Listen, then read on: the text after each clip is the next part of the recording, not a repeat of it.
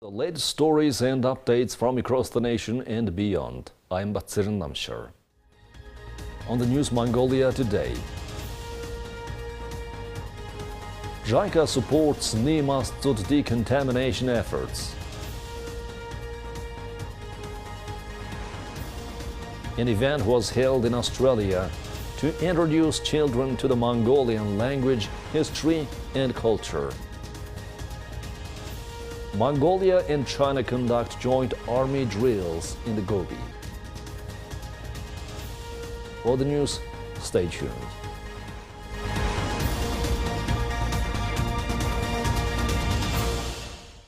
Japan International Cooperation Agency has provided the National Emergency Management Agency with essential materials and equipment to support the disposal and decontamination of animal carcasses following severe weather conditions known as Dzut.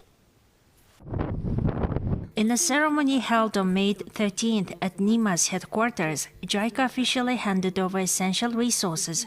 The event was attended by the ambassador of Japan and Nima authorities, highlighting the strong collaboration between the two organizations to address disaster response challenges.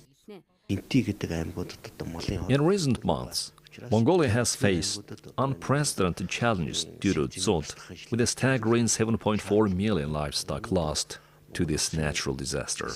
The scale of this loss underscores the urgency of our response efforts. Despite these daunting circumstances, Nima has been relentless in its commitment to mitigating the effects of Dzut. Through coordinated efforts, we have intensified decontamination operations across the affected regions, establishing 1,300 decontamination points to address widespread contamination caused by animals' carcasses. The scope of this disaster is immense, with an estimated 2.2 million square kilometers of our nation's territory affected by Dzut. The eastern regions have borne the brunt of this catastrophe, experiencing exceptionally high livestock mortality rates. The materials provided by JICA include 1 ton of disinfectants, 250 Automax automatic sprayers, and 7,000 units of protective clothing. These resources will be used for the disposal and disinfection of carcasses in rural areas affected by Dzut-related disasters and complications. These initiatives highlight JICA's commitment to leveraging its official development assistance to help countries build resilience against natural disasters by providing crucial support for decontamination efforts. JICA hopes to mitigate the impact of Dzut events and safeguard public health and safety. Mongolians living abroad strive to preserve their native language, heritage, history and traditions for their children. For the second year, the Mongolian Youth Association in Australia has partnered with Mongolian schools to promote the preservation of the native language and culture. Children who grow up abroad often risk forgetting their native language and culture, so organizing an awareness day is vital.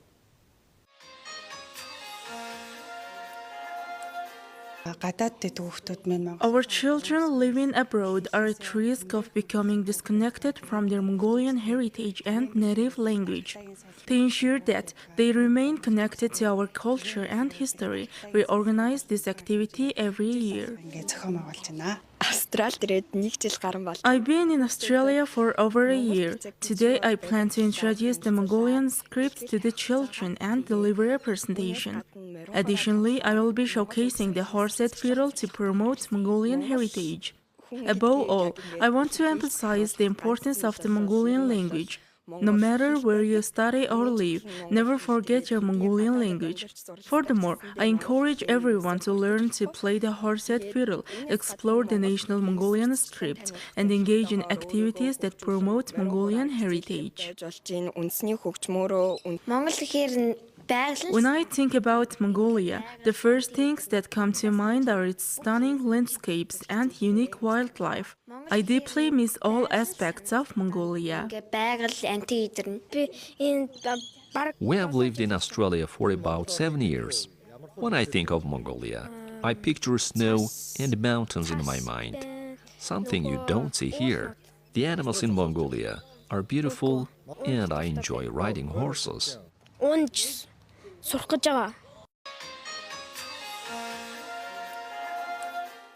Now let's take a look at Mongolia's current affairs. Mongolian and Chinese troops held an opening ceremony for a joint army training in Mongolia's Dorongov province on Sunday.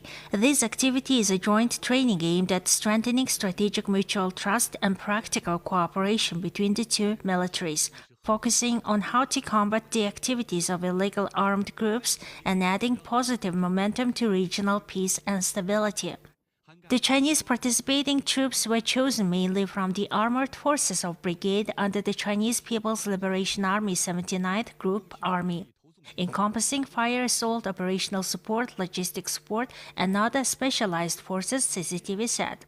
The Chinese and Mongolian troops were expected to set up a command center to carry out joint planning, tactics research, and targeted training on actual military operations.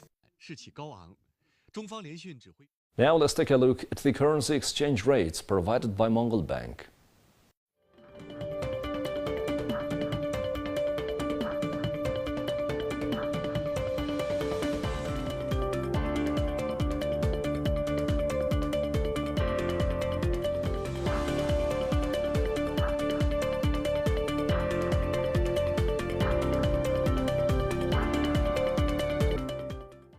Now let's take a look at international news from our partner agencies. Georgia's parliament greenlit a final vote on a proposed law that critics see as a threat to media freedom and the country's aspirations to join the European Union on Monday, a day after police dispersed the latest protest against it. The bill would require media and non-governmental organizations and other non-profits to register as pursuing the interests of a foreign power if they receive more than 20% of their funding from abroad. The opposition denounces the bill as the Russian law because Moscow uses similar legislation to crack down on independent news media, non-profits, and activists critical of the Kremlin. The bill is nearly identical to one that the governing Georgian Dream Party was pressured to withdraw last year after street protests. Do you have comments, inquiries or propositions? If you don't have comments, inquiries or propositions, let's put the issue to a vote. Who is in favor of the proposed text? Thank you. The majority of the attendees, the project is supported. The committee session is over. What we are observing now is a typical Russia. So not only the brutality of police, but also how the MPs are behaving. So the legal committee that has heard for the first time this controversial law lasted only 1 minute without presence of opposition parties. So this means that this legislation does not have legitimacy from society, and we have seen through these days how huge protests, the protests that we have not seen since independence, since 80s. So these protests will last no matter what they will do. They may bring their MPs through tunnels or through the aviation into Parliament building, but this doesn't make this law legitimate. This make this law more Russian. So that's why the protest will go on, and it will end up either with the fact that we will get rid of this law, or we will get rid of Ivanishvili's regime. Renewed demonstrations have rocked Georgia for weeks, with demonstrators scuffling with police who used tear gas and water cannons to disperse the crowds. The government says the bill is necessary to stem what it deems as harmful foreign influence over the country's politics and to prevent unspecified foreign actors from trying to destabilize it. Huge crowds marched through Europe Square in the capital Tbilisi on Saturday, with demonstrators wrapped in Georgian and European Union flags and chanting Georgia. On Sunday, the protesters gathered in front of the parliament for an overnight rally and tried to block entrances into the building, where a committee of lawmakers were expected to discuss the bill once again on Monday. Police sought to disperse the demonstration, and by Monday morning, only hundreds remained near Parliament. Georgia's Interior Ministry said 20 people were arrested in the morning, including 3 foreign citizens, 2 Americans, and a Russian. It took lawmakers less than a minute to give a green light to the third and final reading of the bill for Tuesday. Israel's leaders commemorated Memorial Day on Monday in memory of the country's fallen soldiers and those killed in attacks, an occasion where the ongoing war in Gaza stood center stage. The usually somber calendar event has been compounded by the sadness and simmering public anger over the failures of October 7th, when Hamas fighters from Gaza broke into southern Israel and killed 1,200 people, mostly Israelis, the act that sparked the war. During the day's opening ceremony at Mount Herzl Cemetery, on the outskirts of Jerusalem, Israeli Prime Minister Benjamin Netanyahu vowed once again to defeat Hamas, a promise he has made continually throughout Israel's brutal 7-month war with the militant group. It's either us, Israel, or them, the Hamas monsters. It's either existence, liberty, security and prosperity, or annihilation, massacre, rape and enslavement. We are determined to win this struggle. We exacted and will exact an expensive price from the enemy for his criminal acts. We will realize the goals of victory and, at the center of them, the return of our hostages home. Victory with God's help will secure our existence and our future. Israel has responded to Hamas' deadly October assaults by bombarding and invading Gaza, killing over 35,000 Palestinians from the enclave, mostly women and children, according to Gaza's health ministry, which doesn't distinguish between civilians and combatants in its figures. More than 600 Israeli soldiers have been killed since the war erupted. Among the other attendees at Mount Herzl was the Israeli President Isaac Herzog. At 11 a.m. on Monday, sirens marked 2 minutes of silence while a quadrant of 4 fighter planes then flew over Jerusalem and the surrounding area. Mount Ibu, a volcano in Indonesia's North Maluku province, erupted on Monday, spewing thick gray ash and dark clouds 5,000 meters into the sky, officials said. After an eruption on Friday, Center for Volcanology and Geological Hazard Mitigation raised the alert level for the volcano from 2 to 3, the second highest level, which widens the radius of the area which should be vacated. More than 13,000 people live within a 5-kilometer radius of the northern side of the crater, according to Hendra Gunawan, the chief of the center. Local authorities have prepared evacuation tents, but no evacuation order has been reported yet. Officials advised residents and tourists not to conduct any activities within 5 kilometers of Mount Ibu's crater. Today, at 9:12 a.m. Eastern Indonesian time, there was another eruption of mother volcano where a column of smoke reached a height of 5,000 meters into the sky.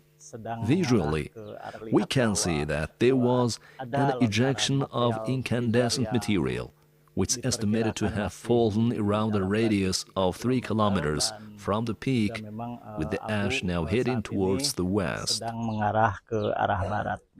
The 1,325-meter volcano is on the northwest coast of the remote island of Halmahera. Indonesia, an archipelago of 270 million people, has 120 active volcanoes. It is prone to volcanic activity because it sits along the Ring of Fire, a horseshoe-shaped series of seismic fault lines around the Pacific Ocean. Now let's take a look at the weather forecast for Mongolia and world major cities.